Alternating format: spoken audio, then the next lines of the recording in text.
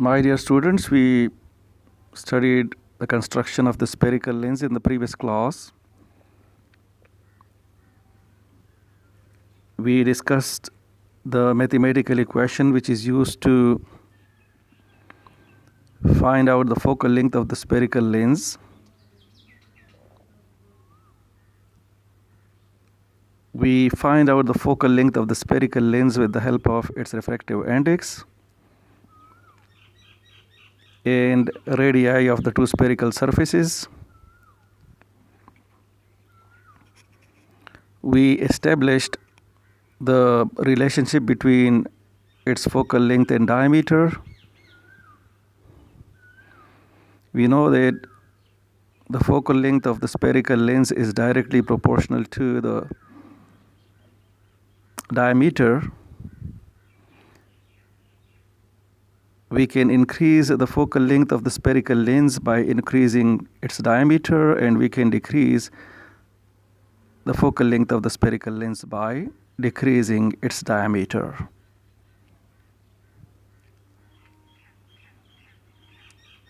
We discussed different rules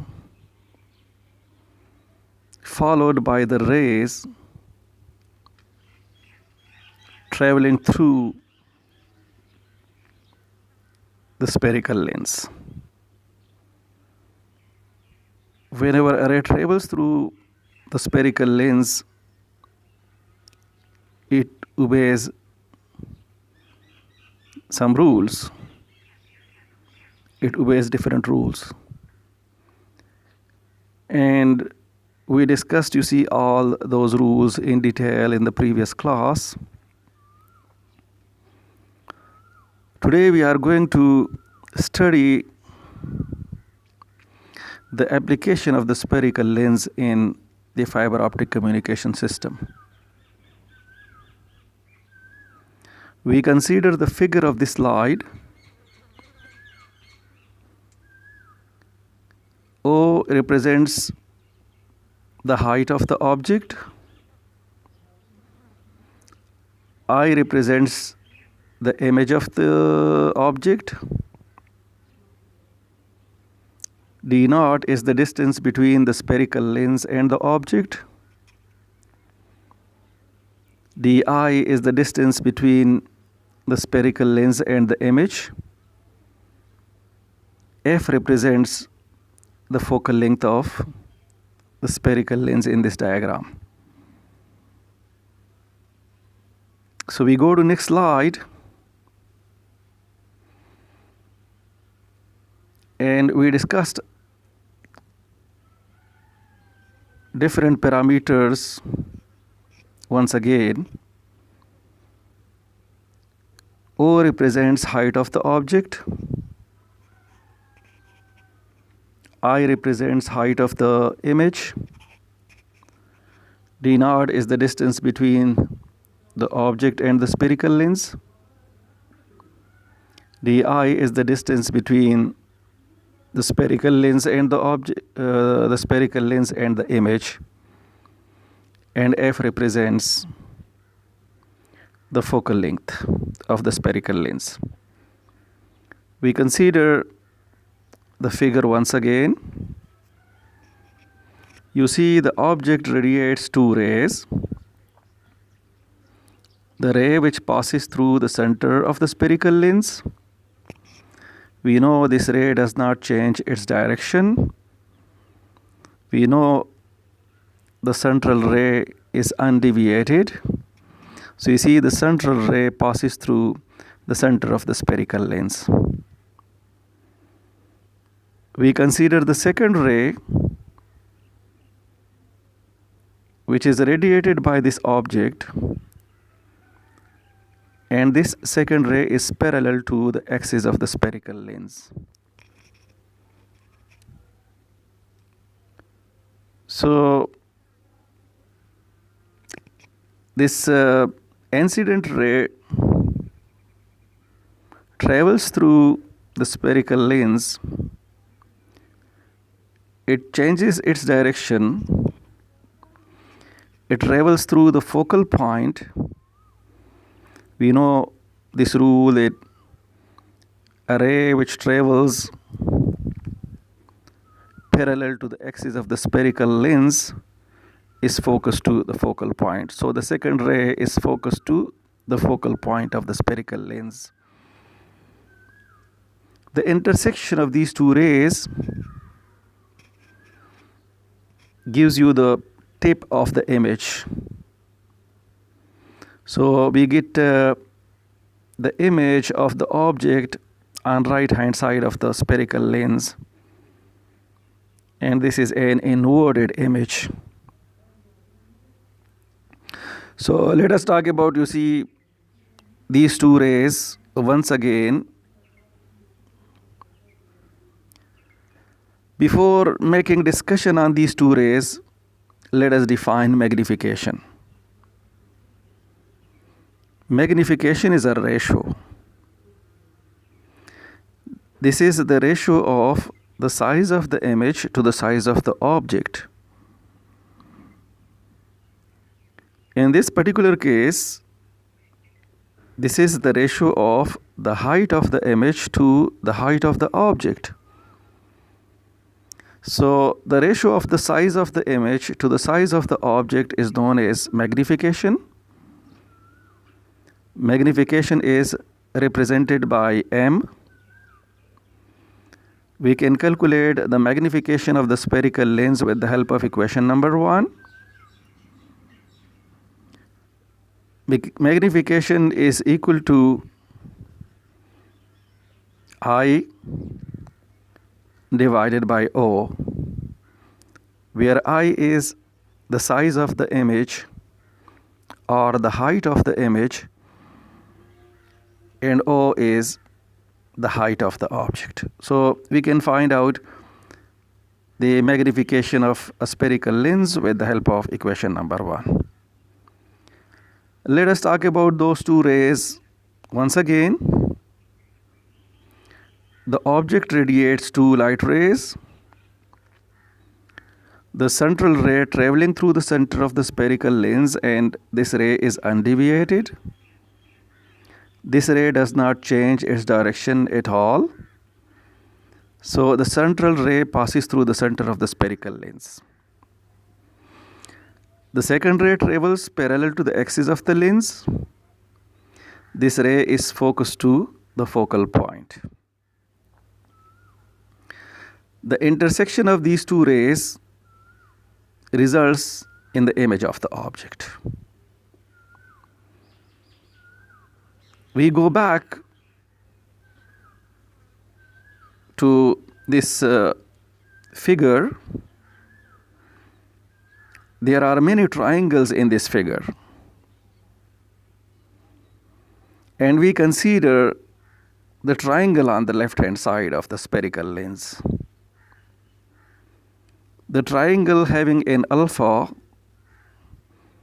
the triangle having an angle of alpha. If you focus on this left hand side triangle, O represents the perpendicular of this right angle triangle. D naught is the base of this right angle triangle. We consider this right angle triangle once again in another figure. So we consider the right angle triangle on the left side of the spherical lens.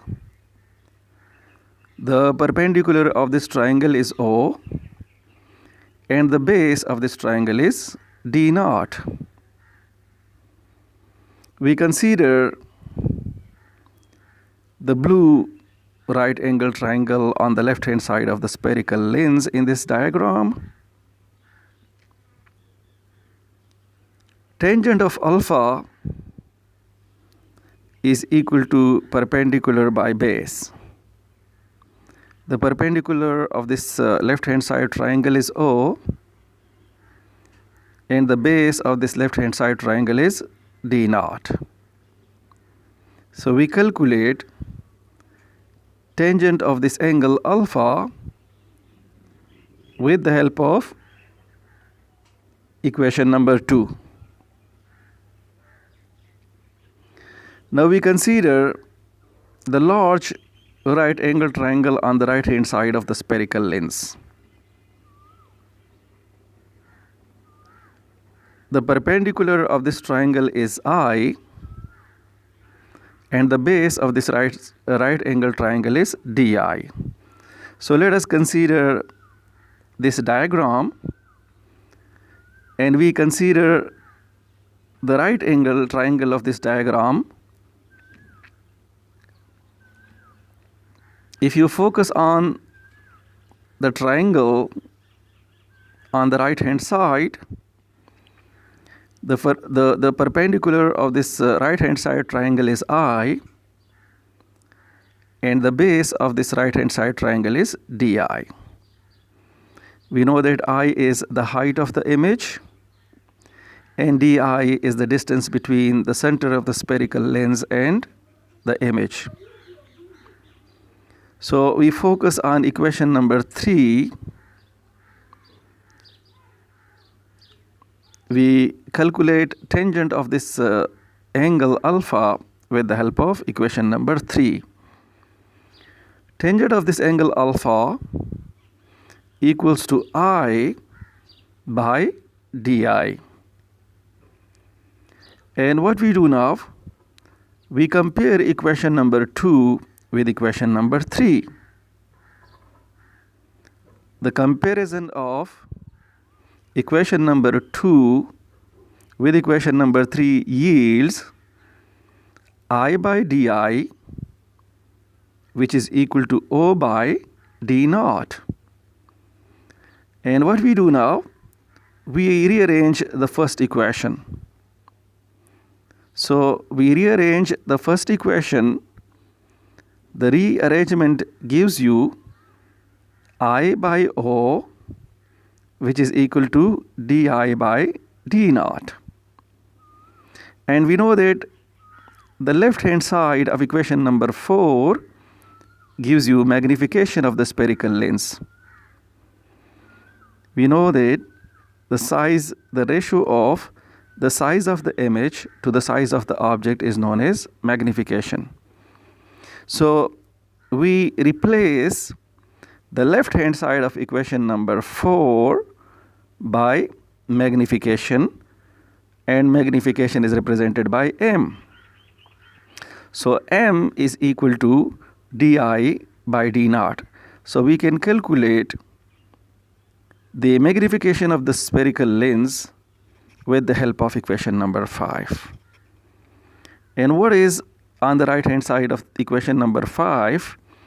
DI in equation number 5 represents the distance between the center of the spherical lens and image, and D naught is the distance between the center of the spherical lens and the object. So we can calculate the magnification of the spherical lens with the help of DI and D naught as well. Now we consider the blue right angle triangle. This blue right angle triangle has an angle of beta. If we focus on this blue right angle triangle, the perpendicular of this right angle triangle is O, and the base of this right angle triangle is F. So we can find out tangent of this angle beta. So the perpendicular of this triangle is O, and the base of this triangle is F. So tangent of angle beta equals to O by F. O is the height of the object, and F is the focal length of the spherical lens. Now we consider the second triangle with the same angle beta. The perpendicular of this triangle is I, and the base of this right angle triangle is DI minus F. So let us go back to this diagram, And we consider the unshaded right angle triangle in this diagram. The second right angle triangle which has the same angle of beta. If you focus on the second right angle triangle, the perpendicular of this right angle triangle is I, and the base of this right angle triangle is di minus f. So we can find out tangent of beta with the help of these two parameters as well. So let us find out tangent of beta with the help of the parameters of the second right angle triangle. So tangent of beta is equal to I divided by di minus f. This is equation number 7. So what we do now? We compare equation number 6 with equation number 7. This is equation number 6. You can see equation number 6 here in this particular slide. Let us compare equation number 6 with equation number 7. So if we compare equation number 6 with equation number 7, I divided by di minus f will be equal to O divided by f. And we rearrange this equation. The rearrangement of equation number 8 gives you the magnification of the spherical lens. So I by O, which gives you the magnification of the spherical lens, is equal to di minus f divided by f. So as far as the magnification of the spherical lens is concerned, we can calculate the magnification of the spherical lens with the help of equation number 9 as well. And the parameters on the right hand side of equation number 9 are di and f. And we know that di is the distance between the center of the spherical lens and image, and f is the focal length of the spherical lens. So we can compute the magnification of a spherical lens with the help of the distance of the image with respect to the center of the spherical lens and the focal length of the lens. So is the left hand side of equation number 8 gives you the magnification of the spherical lens, and we know that the magnification of the spherical lens is also equal to di by d naught. So we replace the left hand side of equation number 9 by di by d naught. So let us replace the left hand side of equation number 9 by di by d naught. So di by d naught is equal to di minus f by f. We can write down the second last equation in this form as well. Di by d naught will be equal to di divided by f minus 1. We divide both sides of this last equation by di. If we divide both sides of this last equation by di, we get 1 over d naught, which is equal to 1 over f minus 1 over di. And we rearrange this we rearrange this equation to get equation number 10, to obtain equation number 10. So the rearrangement yields 1 over f, which is equal to 1 over d naught plus 1 over di. This is equation number 10, and equation number 10 is known as thin lens equation. So we can find out the focal length of a spherical lens with the help of d naught and di.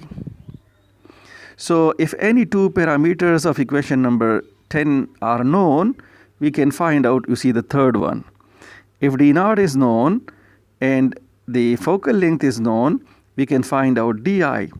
Similarly, if di and d naught are known, we can find out the focal length of the spherical lens.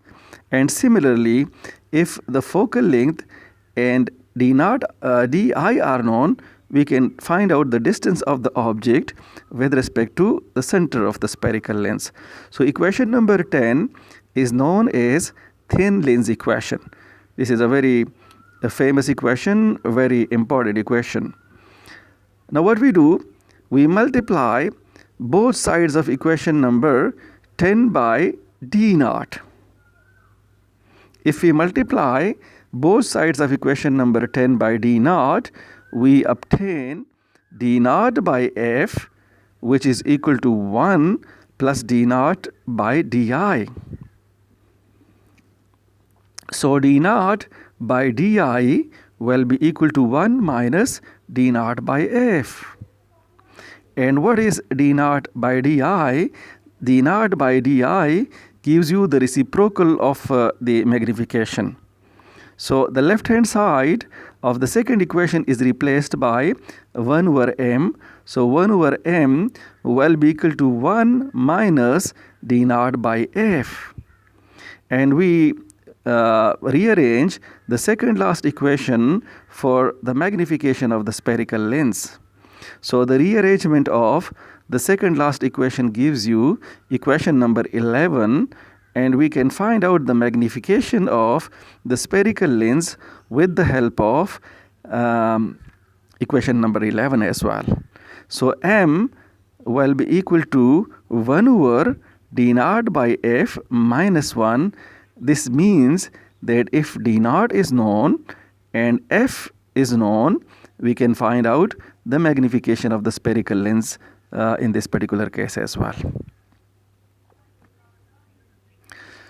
For m greater than unity, d naught by f should be greater than 1 and less than 2.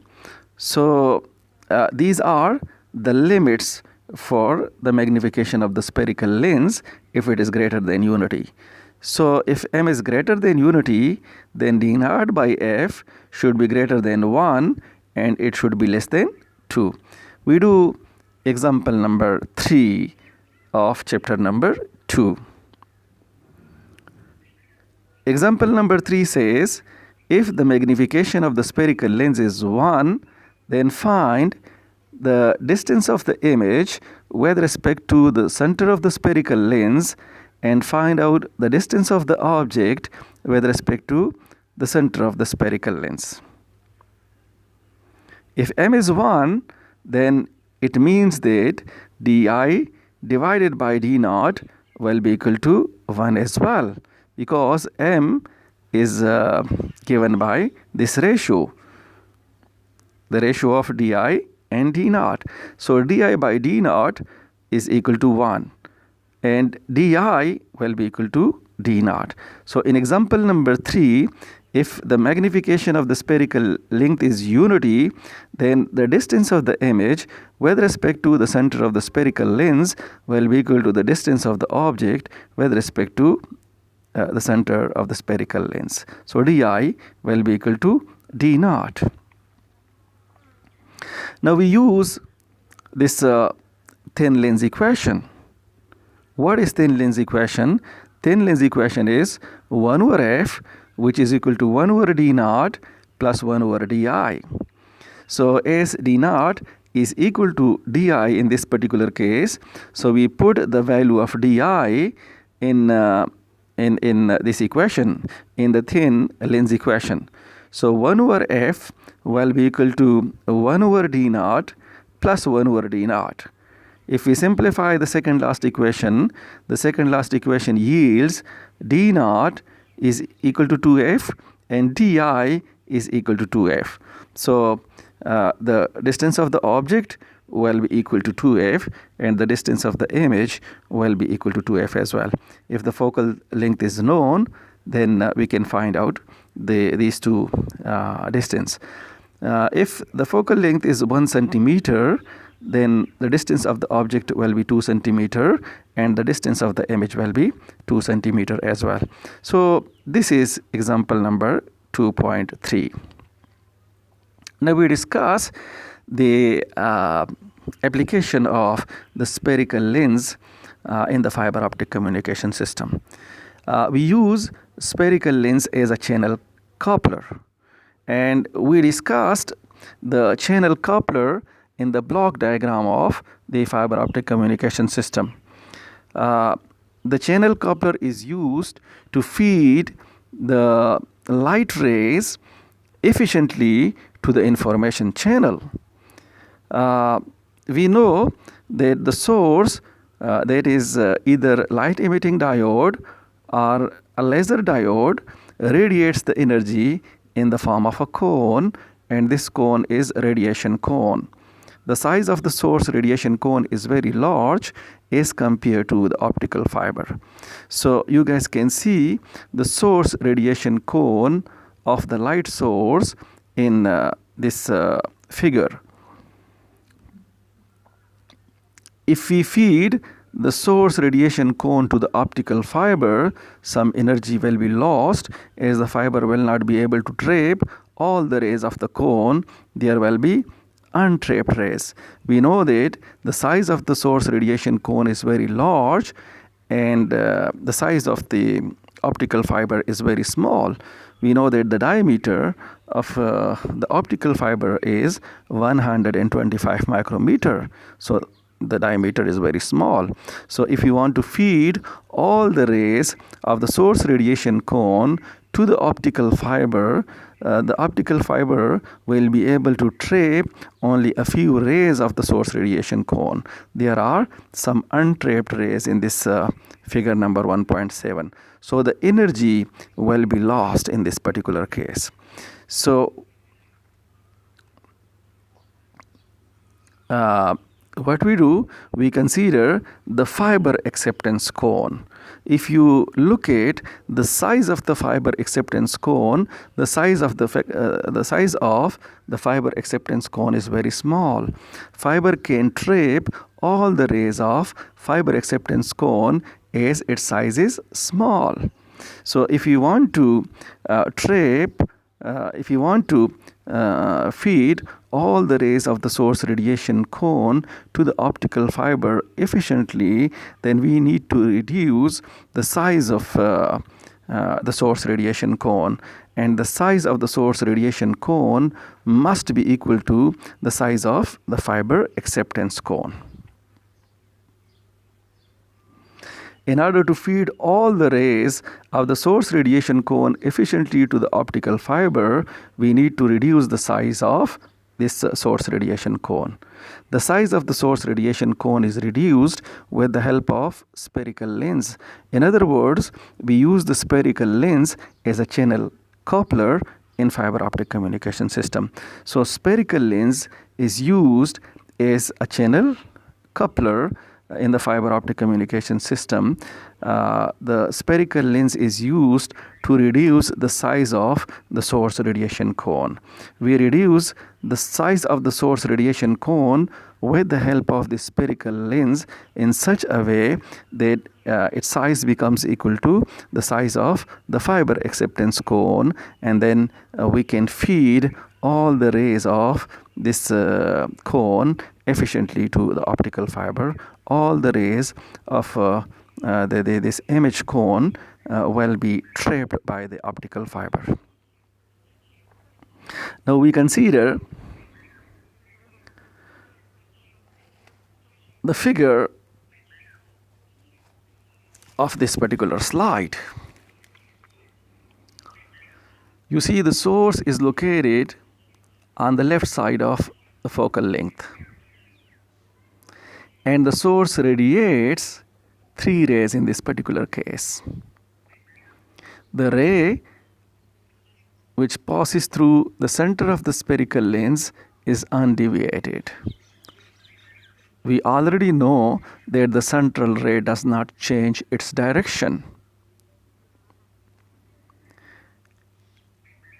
And the remaining 2 rays are focused to a point which is located on the right hand side of the focal length.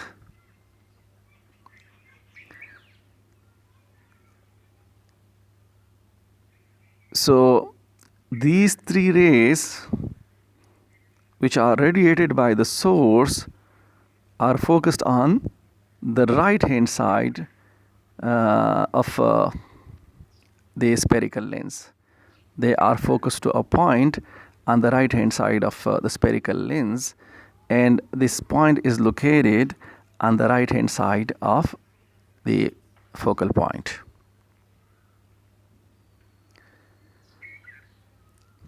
So d naught represents the distance of the source with respect to the center of the spherical lens,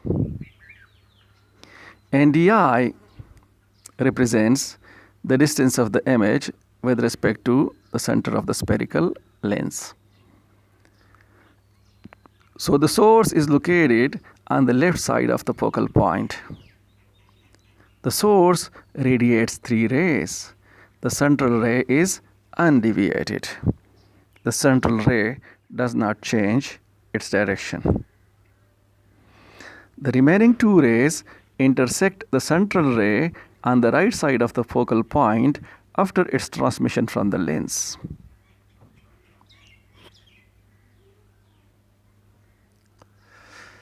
So we consider the triangle on the left side. Let us consider the triangle on the left side of the spherical lens. The triangle having an angle of alpha naught. If we focus on the right angle triangle having an angle of alpha naught, the perpendicular of this right angle triangle is P, and the base of this right angle triangle is D naught. As the perpendicular and the base of this right angle triangle are known, we can find out the tangent of this angle alpha naught. So let us find out the tangent of this angle alpha naught. So we consider the triangle on the left hand side of the spherical lens. The perpendicular of this triangle is P and its base is D naught.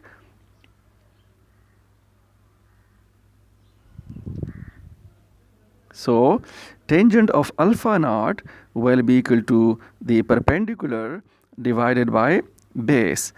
So tangent of alpha naught is equal to P by D naught. This is equation number A. Now what we do, we consider the right angle triangle on the right hand side of the spherical lens. The right angle triangle having an angle alpha I. If we focus on this right hand side triangle, the perpendicular of this right angle triangle is P and the base of this right angle triangle is DI. As the perpendicular and the base of this right angle triangle are known, we can calculate, we can compute the tangent of this angle alpha I. So we go for trigonometry and we consider equation number B. Tangent of this angle alpha I will be equal to perpendicular of the second right angle triangle, which is P, divided by base of the second right angle triangle, which is DI. So tangent of alpha I is equal to P by DI, which is equation number B. So what we do, we divide equation number B by equation number A. Dividing equation number B by equation number A, we obtain tangent of alpha I divided by tangent of alpha naught, which is equal to D naught divided by DI. And if we focus on the right hand side of the first equation, D naught by Di gives you the reciprocal of the magnification. So D naught by Di is equal to 1 over m. So tangent of alpha I divided by tangent of alpha naught is equal to 1 over m. So we can calculate the magnification of the spherical lens with the help of equation number C as well. There are so many ways to find out the magnification of spherical lens. We studied a number of equations to find out this magnification. So we assume that alpha naught and alpha I are very small angles. If alpha I is a very small angle, we consider this angle in radian. So tangent of alpha I in radian will be approximately equal to alpha I. And if alpha naught is a small angle as well, then tangent of alpha naught in radians is approximately equal to alpha naught. So we put these approximation in equation number C. The approximation yields 1 over m, and 1 over m is equal to alpha I divided by alpha naught. So m is equal to alpha naught divided by alpha I. So we calculate the angle of the image cone. If we consider the full angle of the image cone will be equal to 2 alpha I, because alpha I is half cone angle. So alpha I will be equal to alpha naught divided by m, and we know that m is greater than 1. So if the magnification of the spherical lens is greater than 1, then definitely alpha I will be less than alpha naught, and the size of this image cone will be less than the size of the source radiation cone. So we design the spherical lens in such a way that its magnification reduce the angle of the image cone. It reduces the angle of the image cone in such a way that this image cone is basically equal to the fiber acceptance cone, and the optical fiber can trap all the rays of the fiber acceptance cone. So the spherical lens is used to reduce the size of the source radiation cone. This spherical lens is used as a channel coupler in the fiber optic communication system. So we are going to finish this class today. We will do the numerical question related to these equations in the upcoming class, and we will talk about the numerical aperture of the photodiode. We will talk about the numerical aperture of the photodetector in the upcoming class. Thank you so much. God bless you.